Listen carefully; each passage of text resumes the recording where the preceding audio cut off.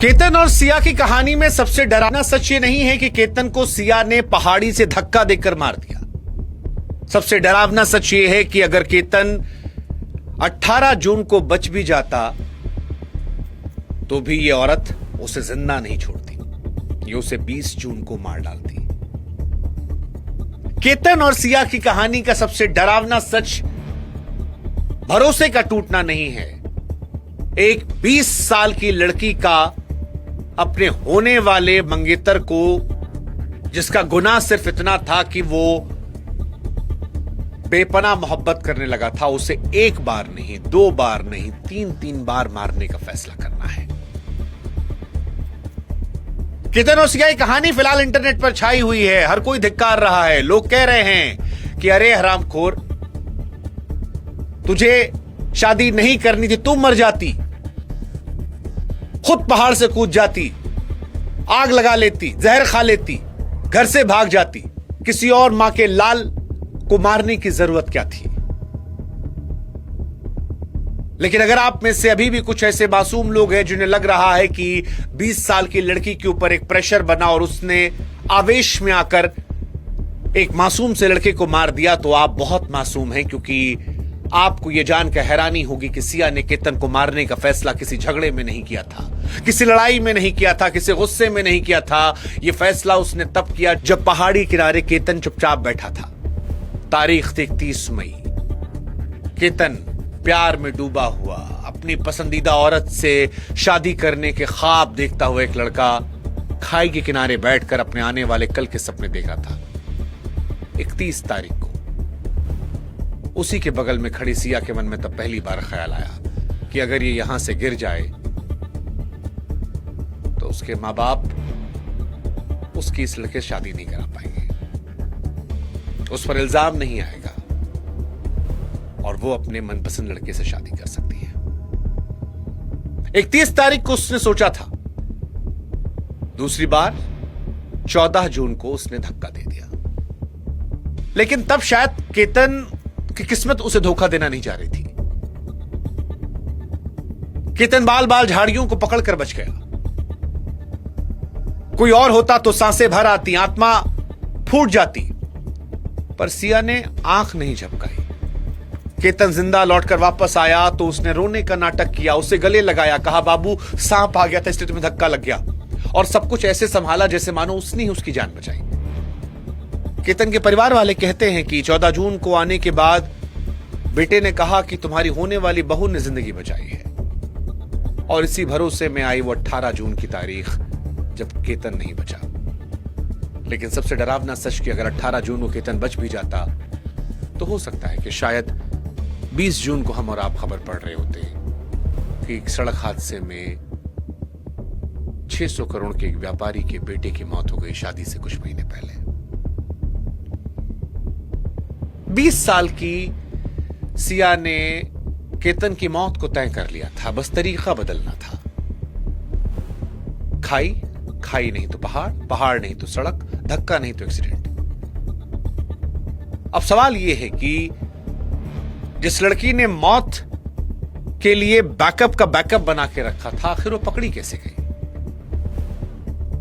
क्योंकि कोई देखने वाला था नहीं, हत्या कोई वीडियो उस वक्त तक तो नहीं आया था, कोई सबूत नहीं आया था, किसी को शक भी नहीं था। वो तो सोशल मीडिया पर स्टोरीज लगा रही थी कि केतन तुम मुझे कैसे छोड़ के जा सकते हो मेरे जन्मदिन से पहले। पहाड़ से गिरकर एक ट्रकर की मौत हुई थी, इससे साफ हादसा भला क्या होता?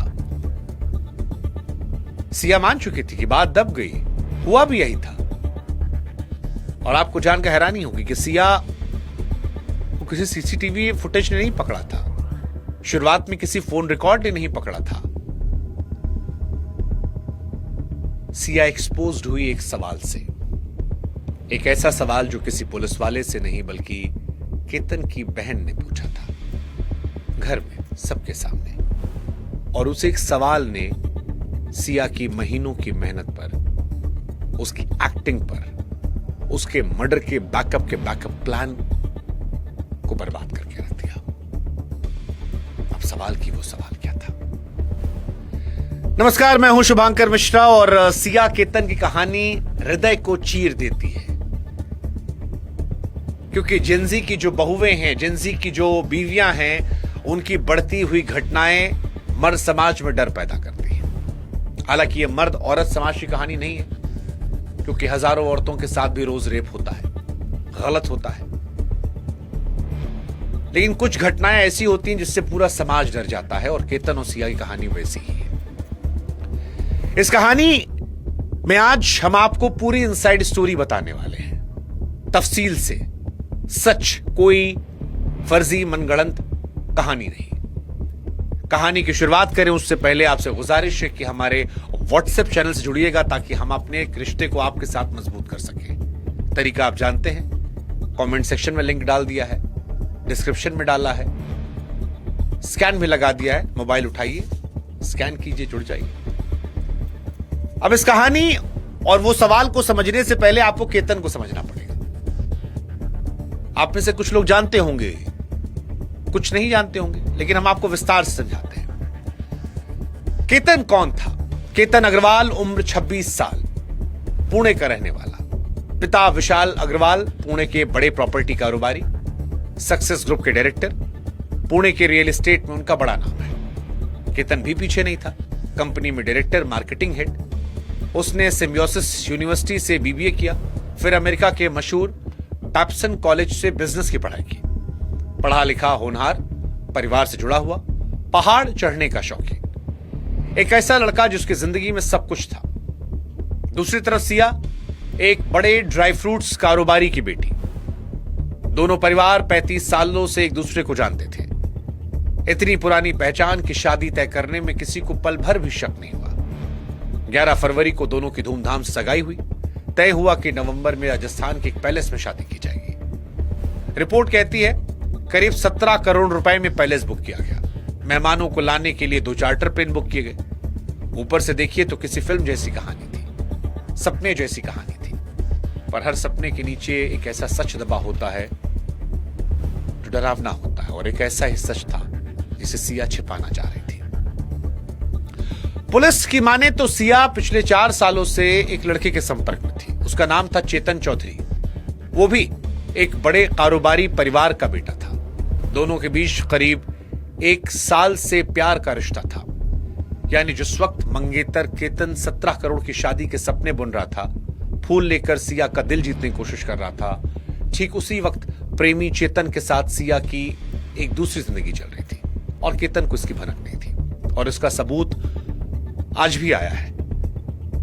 18 तारीख को केतन का मर्डर हुआ है। 17 तारीख को सिया इस लड़के के साथ एक रेस्टोरेंट में दिखाई पड़ती है, जहां शायद वो दोनों प्लानिंग कर रहे हैं। कई लोग सोशल मीडिया पर लिख रहे थे कि सिया की कहानी यह साबित करती है कि महिलाएं जो होती हैं वो पैसों के पीछे नहीं भागती हैं। नहीं भागती होंगी, कम से कम वो तो नहीं भागती होंगी जो अमीर होंगी। क्योंकि अगर आपको यह लगता है कि केतन के पास 600 करोड़ की प्रॉपर्टी थी और उसके पिता एक रियल एस्टेट बिजनेसमैन थे, वो उस कंपनी में मार्केटिंग हेड था, डायरेक्टर था, तो जो सिया ने उसके कत्ल की साजिश 14 जून, 18 जून और उसके बाद 20 जून को बैकअप प्लान के तौर पर तैयार कर रखी थी, वो भी एक बड़े बिजनेसमैन की बेटी है। हाँ, ड्राई फ्रूट कंपनी के ओनर हैं, रईस आदमी हैं सिया के पिताजी। और जिस लड़के से वो प्यार करती थी, वो चौधरी, वो भी एक बिजनेसमैन का बेटा है। तो सोशल मीडिया पर जिन लोगों ने ये कहानी निकाली कि पैसे के पीछे नहीं पागल थे, पैसे वालों को पैसों की कीमत नहीं होती है, उनके लिए बाकी चीजें मैटर करती है। और ये केतन और सिया की कहानी में है। खैर, केतन एक तरफ मंगेतर से शादी के सपने बुन रहा था, फूल लेकर सिया का दिल जीतने की कोशिश कर रहा था। उसी वक्त सिया की एक दूसरी जिंदगी चल रही थी। अब कहानी का एक दुखद हिस्सा यह है कि सोशल मीडिया पर सिया केतन के साथ एक के बाद एक प्यार भरी पोस्ट डाल रही थी। प्रपोज की तस्वीर, फूलों वाले पल, डांस करने की वीडियो, सगाई के बाद केक की तस्वीर, उस पर लिखा कि मेरे दिल को उसका घर मिले 1 महीना पूरा हुआ। अब आप सोचिए कि जिस वक्त वो ये सब लिख रही थी, उसी वक्त वो एक दूसरे लड़के के साथ मिलकर इसको मारने की प्लानिंग कर रही थी। वो लड़का जो गर्मी के दिन में हुडी पहने जा रहा था। वो लड़का जो केतन की मौत से एक दिन पहले रेस्टोरेंट में मिल रहा था। अब सवाल आपके मन में आएगा कि अगर सिया एक अमीर बाप की बेटी थी और ये दूसरा वाला लड़का जो है ये भी अमीर था, तो फिर सिया की ऐसी मजबूरी क्या थी कि उसे एक दूसरे अमीर लड़के केतन से शादी करनी पड़ती और उसी के लिए उसने कत्ल किया। ये सवाल आपके मन में आ रहा होगा कि अगर सिया शादी नहीं करना चाह रही थी तो कत्ल क्यों किया, बात क्यों नहीं की, सगाई क्यों नहीं की, प्रेमी के साथ भाग क्यों नहीं गई। इसकी कुछ वजह सामने आई है। पहला, पुलिस के मुताबिक सिया मन से शादी के लिए तैयार नहीं थी, वो परिवार के दबाव में रिश्ता निभा रही थी। रिश्ता क्यों निभा रही थी? क्योंकि सिया और केतन के पिता 35 सालों से एक दूसरे के दोस्त थे। उन्होंने ऑप्शन ही नहीं दिया कि तुम कहीं और शादी करो। दूसरा, वो लड़का प्रेमी चेतन जो हुडी पहन के घूम रहा था हत्या वाली जगह पर और एक दिन पहले लड़की से मिला था रेस्टोरेंट में, उसने पुलिस को बताया कि सिया सगाई तोड़कर भागने के पक्ष में नहीं थी, क्योंकि उसे लगता था कि इससे परिवार की बदनामी होगी।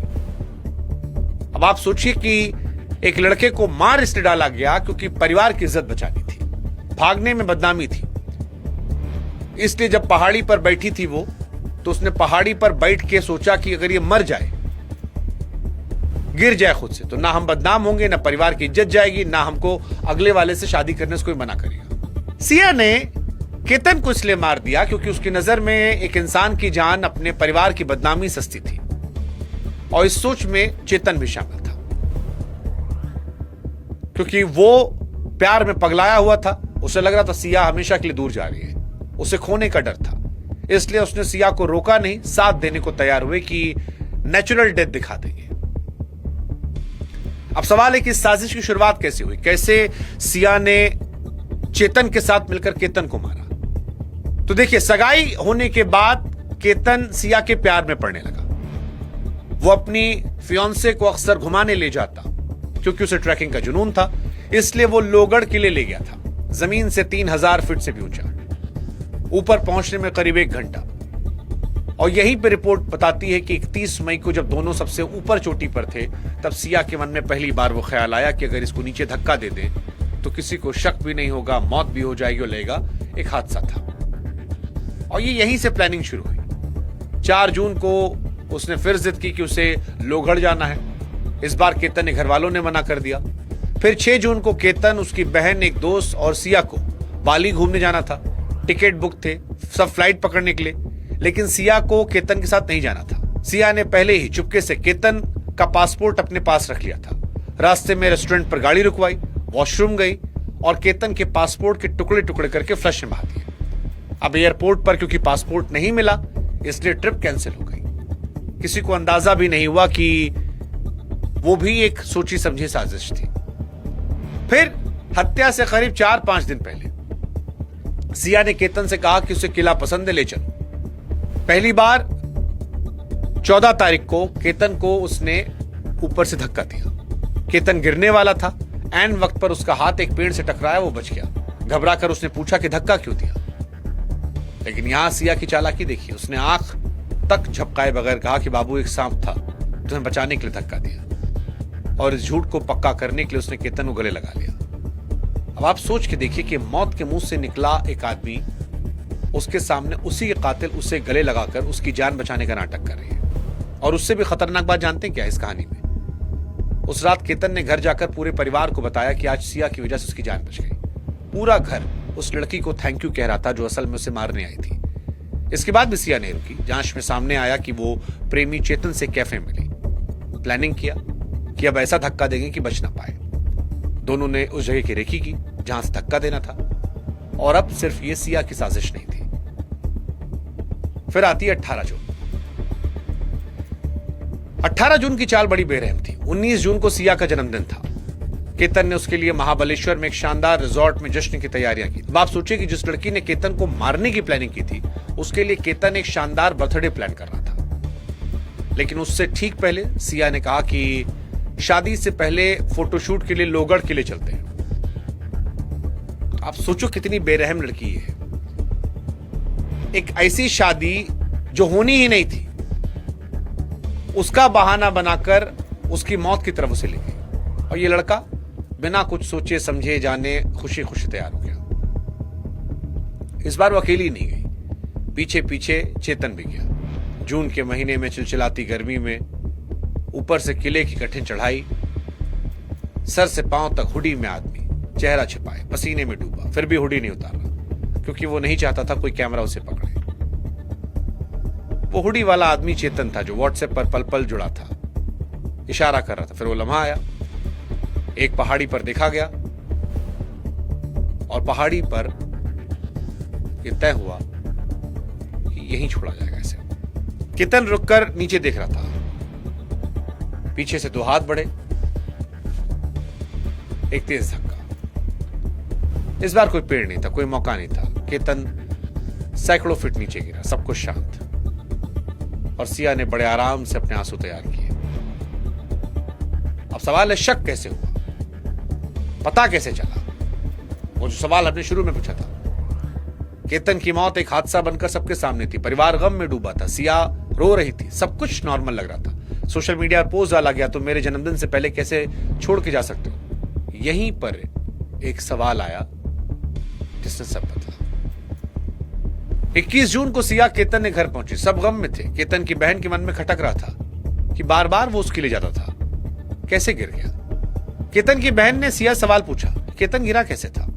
सोचे कितना आसान सवाल है ये सवाल। अगर आपसे पूछा जाए तो आप पलक झपकते जवाब दे सकते हैं, मगर सिया अटक गई, चेहरा उतर गया, लड़खड़ाने लगी, इधर उधर की बात करने लगी। जिस बहन ने कुछ दिन पहले सिया को शुक्रिया कहा था कि उसने भाई की जान बचाई, उसी बहन को अब लगने लगा कि शायद वही उसके भाई के कातिल है। उसने पिता विशाल अग्रवाल से कहा कि भाई इतना अच्छा ट्रैकर था, उसकी मौत हादसा नहीं हो सकती। ये लड़की कुछ गड़बड़ कर रही है। पिता के मन में भी शक था। वो पुलिस के पास पहुंचे, एक बात की, पुलिस वालों से कहा आप चेक कीजिए क्या सिया किसी लड़के से बात करती है, उसकी भी जांच होनी चाहिए।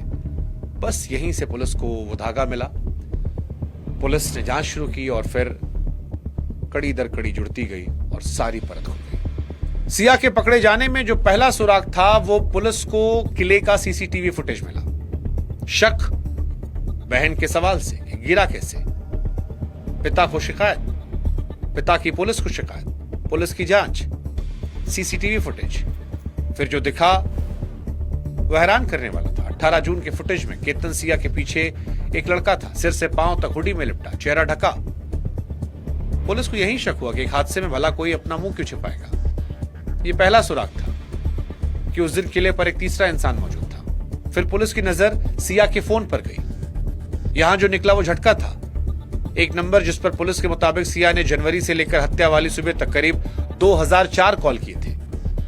कुल बातचीत 348 घंटे। और यह नंबर निकला हुडी वाले का, चेतन का, वही प्रेमी। अब हुडी वाले की तस्वीर साफ होने लगी। फिर चेतन के फोन की लोकेशन निकाली गई। 18 जून को पुणे में अपने ऑफिस से मिली। चेतन ने अपने बचने का रास्ता साफ रखा था, फोन ऑफिस में।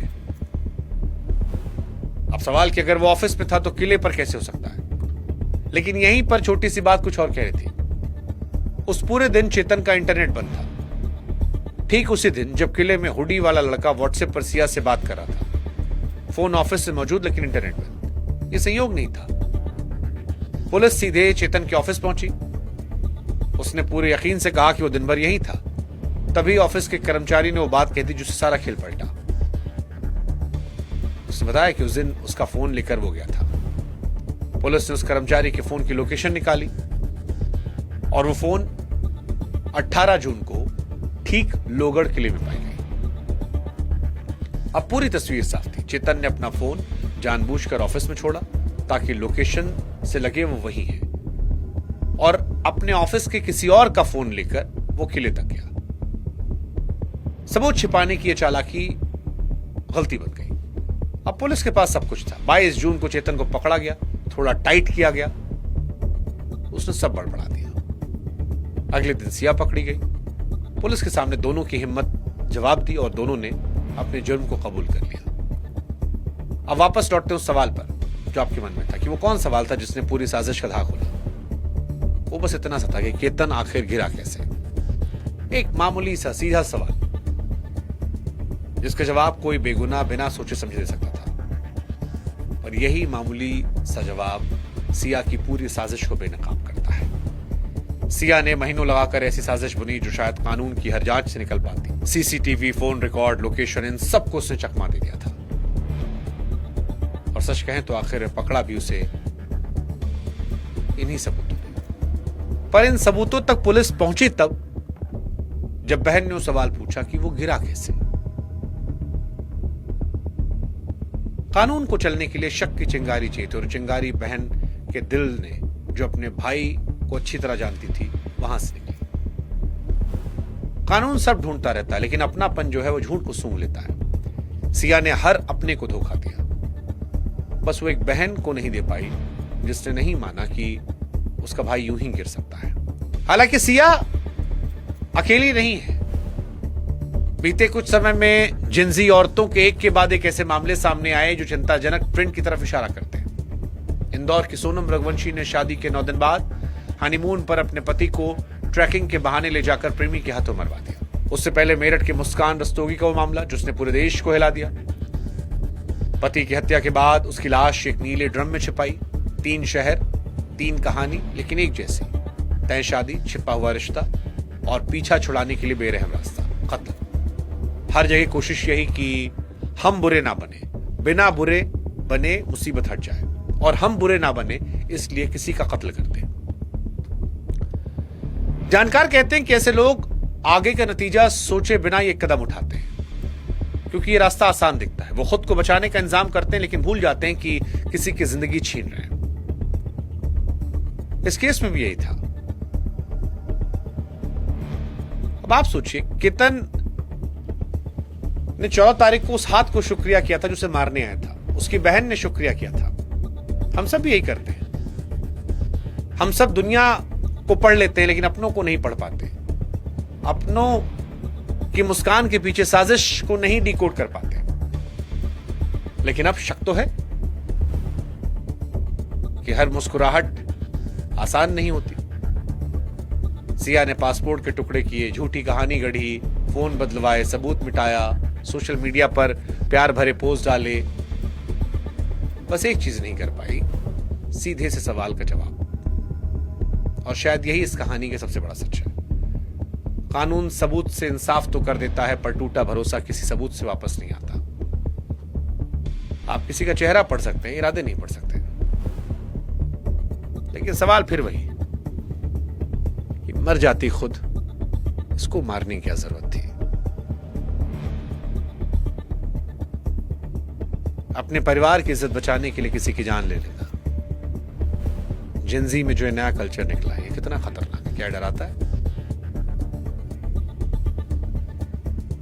केतन बदकिस्मत था